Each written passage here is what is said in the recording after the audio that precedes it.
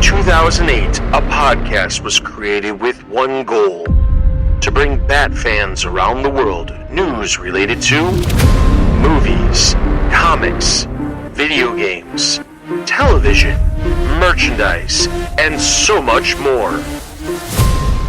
And now, the Batman Universe podcast has returned.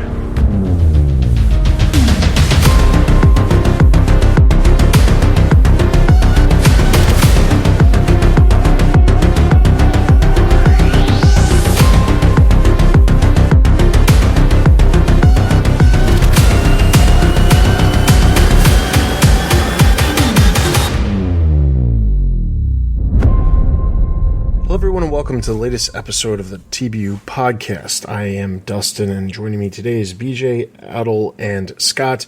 And today we have kind of a current events type topic that we're going to discuss. Recently, the latest trailer for the Batman released, and there is yet again some really angry Batman happening in the trailer. And we saw this obviously in the first trailer that released back last year at DC FanDome, but this time around we see a little bit more. We obviously, there's just more to see in this trailer than there was in the first trailer, but he's an angry Batman, and there is some concern from fans. Immediately when the trailer released, there was some concern from fans online talking about how, wow, Batman seems a little violent, and then people automatically are starting to make comparisons to Ben Affleck's Batman, who you could debate one way or the other was violent or too violent, but in reality he was straight up murdering people too. So there's that. So there was some comparisons that people were drawing, saying like, oh, we're getting yet another Batman that's super dark and probably is going to end up killing people because he's beating the living hell out of people. You know, obviously everybody's entitled to their own opinion, except for the fact that obviously the film hasn't released and we don't know what exactly we're going to see. We're seeing marketing for a film to get people interested in seeing the film, not necessarily the exact depiction of what we will see in the film. Now, skip forward just a little bit. Obviously the second trailer comes out, and then just last week there was a synopsis, an official synopsis for the film. It's actually the first synopsis for the film that was released, and it reads exactly this. The Batman is an edgy, action-packed thriller that depicts Batman in his early years struggling to balance rage with righteousness as he investigates a disturbing mystery that has terrorized Gotham. Robert Pattinson delivers a raw, intense portrayal of Batman as a disillusioned, desperate vigilante awakened by the realization that the hunger consuming him makes him no better than the ruthless serial killer he's hunting. So, of course, we immediately have that violent Batman reference yet again.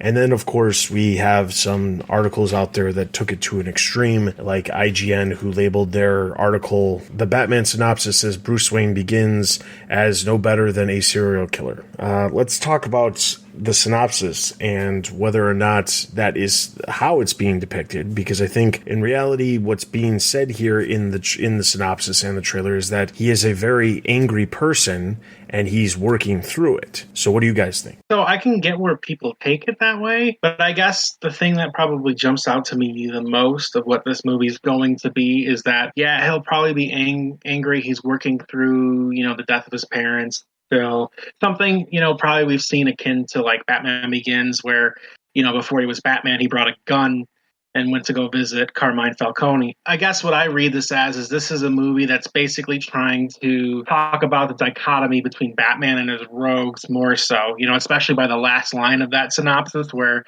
the realization that the anger consuming him makes him no better than the ruthless serial killer he's hunting. So I guess the way I see it is it's about parallels. It's about, maybe people working through their traumas, their issues. And, Batman's probably going to be in a dark place mentally, but by the end of the film, I expect, it's going to be one of those things where it's like, well, I have to take the high road because the opposite of taking the high road is, assumedly the Riddler. I agree. It's Batman. He's always angry about things, especially early on. And this is supposed to be like a year 1, year 2 Batman. And I think the most times where we've seen Batman at his most angry is when he doesn't have control over a situation. And you can see that in this trailer where the Riddler's got him he's always a few steps behind the Riddler. You see when he punches that window and he's like, where are they, or whatever, what are you doing? Like when Batman's at his most angry, when he's a few steps behind and not knowing what's going on. And here it looks like he's always kind of on the back foot. Yeah, so for me, I had a lot of thoughts about this, not just with the synopsis itself, but also just sort of the way it was received, not just by media, but by also the fans. So I think that it's the way this whole thing has sort of played out is sort of connected, I think, to the larger sort of culture war that's going on online. And I don't want to get too far into that, but just, with this, so there is a synopsis itself, which you read at the beginning. And the wording of that, I think, it's interesting because it sort of reveals what potentially their marketing department thinks appeals to people. And so even if we just put that aside for a second, I don't get from reading the synopsis, I don't get the sense that this is going to be a Batman who's like murdering people, or at least I should say, I don't think we can jump to that assumption yet, as many people seem to be doing.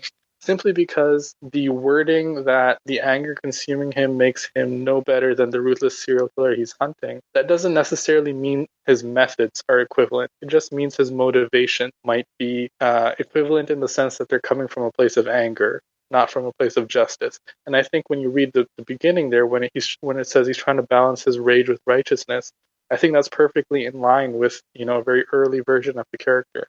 He's trying to figure that out. It doesn't mean that he's, going around killing people. It just means he's trying to rein in that anger and sort of operate from a place of justice and trying to restore that balance rather than from a place of his anger. Absolutely. I think part of the wording that we really need to focus on, if you're out there and you're worried about this being a Batman who's going to be too violent, is that he's awakened by the realization. Meaning what he realizes at some point in this film that what he is doing is potentially just as bad as the people that he's hunting, and he's going to adjust that. The trailers typically focus on the first act or things from the first 2 acts, but it doesn't give away everything that you're going to see. That's very rare for a trailer. Oh, I shouldn't say that, because there are plenty of trailers nowadays that give away way more than they should. But I think with a movie like this, I don't think we are getting that much of the movie in these trailers. I think we're seeing a very small amount from the very beginning of the film. A lot of those fight sequences, especially the sequence with him going after Penguin to try to get information, and even the really cool scene at the end where he's doing the car chase with Penguin. I honestly believe that is in the very, very beginning of the film, setting things up for introducing Batman to audiences who are seeing the movie and seeing, well, he's already established, he's already a threat to be reckoned with kind of situation. Those fights where he's beating the thugs that have like the kind of the Joker paint on, again, I think that's early on in the film. And that entire sequence where he's going down the hallway and getting shot at, that could still be part of that same sequence with the Penguin. There's a lot of the stuff that we're seeing where it's that more violent version of Batman could just be from the beginning of the film. There's a point in the trailer where Alfred makes a comment about, you can't let your rage consume you, or something along those lines. And I think that is going to be a very heavy focus, for this version of Batman, which is you can be this violent version of the character, but you're not necessarily going to get what you want accomplished. There's a better way to go about doing it. And I think that's also the version of Batman where he realizes that he can still try to do good as Bruce Wayne at the same time that he's fighting crime as Batman. Separating those two different aspects of his personality and trying to utilize both of them rather than just being one. We know that in this one, Bruce Wayne is having some issues trying to decide, trying to figure out where Bruce Wayne fits into the world. He understands where Batman is, but Bruce Wayne he hasn't really developed that side of his personality for, how he views people out there. This is not a playboy version of Bruce Wayne that's going to be out there, getting inside of a pool at a hotel in the middle of a restaurant, because that's not what he's doing at this point. So we're going to see that development of that version of Bruce Wayne's character is that other take that's outside of the cowl. And I think it's different because it's something we haven't seen, but I think that this film is going to be growing the character in a way that we have really not seen. Scott, you mentioned Batman Begins when he goes after Carmine Falcone with the gun. It's a perfect example of how that character has changed. He also realizes at that moment that he needs to do something different. That's when he embarks on his quest to become, something more than just somebody who's upset. And I think this is taking it in a different way, where he still has that anger. He still comes back to Gotham ready to fight, and he hasn't really figured out the best way to do it. And I think the introduction of this character like the Riddler and whatever the mystery is that's surrounding the entire film is going to kind of open his eyes in a way that he probably hasn't even realized he needed to do at this point. He's probably only going to have to be facing up against gangsters, and then this could be his first big villain that is outside of just the gangs and mafias and mobs that Batman fights so much in his early years. So I think it's important to take that as little as you can when you think about the overall film as of itself when it comes to the trailer, but also think of the synopsis as more of he's going to be transitioning, he's going to be changing throughout the film. It makes me wonder, if there's going to be an uncomfortable decision or something he has to make at the midpoint, just because, listening to what you guys are talking about, picking different phrases, the synopsis and everything, I was looking again at the line struggling to balance rage with righteousness, and it makes me wonder, if part of the crux and the reason why the synopsis is phrased the way it's phrased is because we might see along the lines of a Batman dealing with the fact that he started off maybe doing this for personal reasons, as his origin clearly is, but he's growing into it in the sense that it's personal vendetta or personal anguish versus, the greater good, what's for the good of all. Just a thought. That's interesting that you bring that up about him being going out for personal reasons, because I think, correct me if I'm wrong, but isn't that in Batman Earth 1 where he becomes Batman just to take down Cobblepot from Mayor, and then as that story goes on, he decides to be it every night thing being Batman. And I know that the Earth 1 has been an inspiration for this new movie. Yeah, and also I think this is part of the character's journey in, at least I think, the most popular or the most mainstream versions of the character, where even in the Nolan trilogy he has that growth from doing it just for himself to being, as he says, I'm whatever Gotham needs me to be, which means he's serving his city. He considers himself as in the service of his city. And I think that's the I think Scott's absolutely right. I think that's the switch that he's going to make in this film. Yeah, and there's just a couple of comments that were made that I kind of want to I want to touch on. Way back not way back, but a couple months back, CinemaCon was held, and during CinemaCon, there was a presentation for the Batman. There was some footage shown, and then there was some kind of Q&A, not Q&A, but more of presented questions and pre-recorded answers with Pattinson and Matt Reeves. And one of the things that they talked about in that is that there was a comment that Pattinson said, saying that he's really working out this rage. All the fights seem very personal. That's what he specifically said about the character being radically different from the other movies that have come before it. This isn't just an origin story, but it's set in Bruce Wayne's early days of fighting crime when he's young and very angry. Those comments were made back in August. And then this time around, at DC FanDome, there was comments specifically from Pattinson that said he doesn't have as much control over his personality. The delineation between when he's Batman and when he's Bruce is not so clear. In other iterations, he really knows what he's doing when he's putting on the cowl. I kind of like this idea. It's a little bit out of control. He hasn't completely defined what Batman is. He gets lost in it. Whenever he's putting it on every night, he basically is not sleeping and becoming this sort of odd creature. Again, everything we've been saying, in this episode, we're just cementing that. Hold your judgment for when the movie comes out. Obviously, that's what you should always do. But more so if you have some sort of qualms about the fact that this is going to be a very violent Batman, you very well could be right in the fact that it will be a violent Batman in the very beginning of the film. And as the film progresses, he realizes that being as violent as he is not something that is beneficial for him and does not help him in his war on crime in Gotham and things like that. So there's that to keep in mind. One other real quick thing, I want to go back to the synopsis. This isn't necessarily related to the anger part of it, but, obviously most Batman films that have come out, most people would just classify them as an action or maybe an action adventure film or something like that. Less so adventure. There's only a few of them that really go outside of Gotham and really more of an adventure like Batman Begins. But, most movies would just put it straight up as an action film. The one thing that excites me about this film, probably more so than most of the other past Batman films, is the fact that it's an action-packed thriller. That's how they're describing it.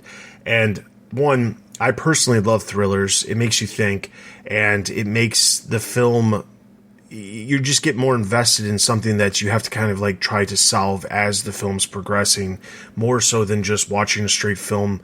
One of my favorite Marvel films, for example, is Winter Soldier. The mystery and the kind of reveals that you find out as the film progresses, the people who are double agents that get revealed, all that stuff, it makes you more invested in what's going on rather than just seeing superhero A versus superhero B versus villain A and villain B kind of situation. It's more engaging, and I'm really pumped about that aspect of this film. Yeah, no, I echo your excitement, because to me, like, the first word that pops in my head when I hear that, or when I think about that, is just detective. So and that's I love those stories, and I feel like we get too few and far between them. I know in Batman 89, he does the thing where he buys all the makeup and chemicals and stuff to figure out what Joker's plan is. And in Dark Knight, he does the thing with the bullet and the recreating the bullet for the fingerprints. But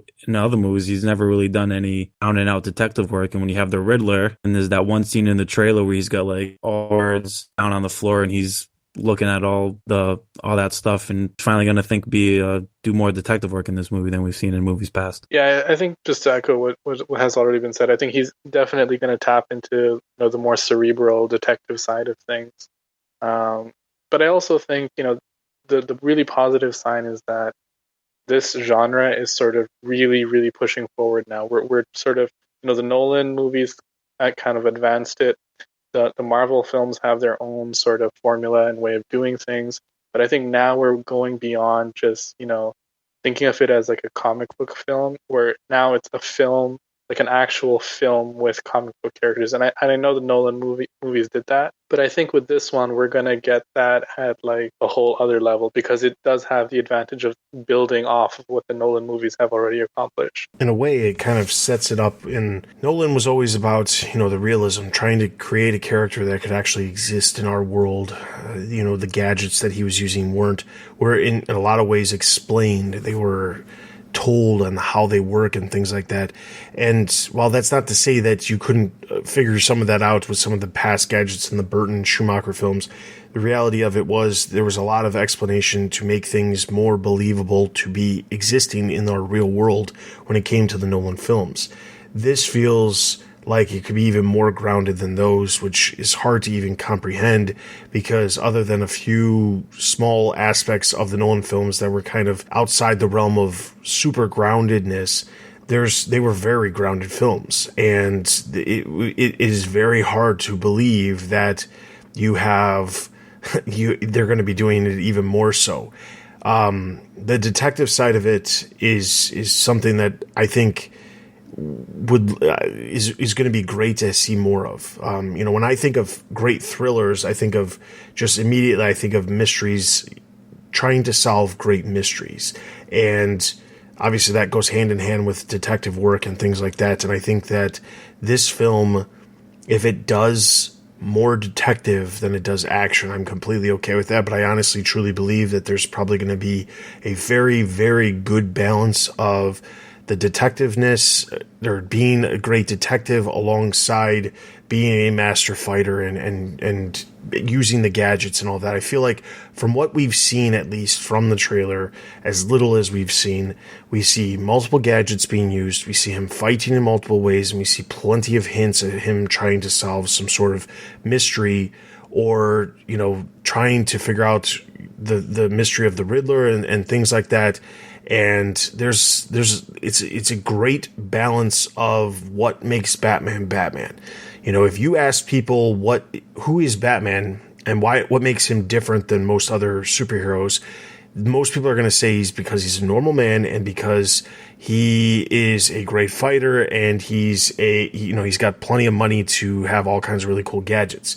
But when you take away the money, he's still an amazing detective. That I think that's one of the few aspects of the character that have been completely underutilized when it comes to films, specifically because we have another character out there who has money, not necessarily a good fighter, but has money, has gadgets. That would be Tony Stark with Iron Man. And there is a huge difference between Batman and Iron Man. Batman is way more than just a guy with money and gadgets. He is an amazing detective. He's super smart. Yeah, Tony Stark is really smart too, obviously, because he creates a lot of the gadgets that he uses himself.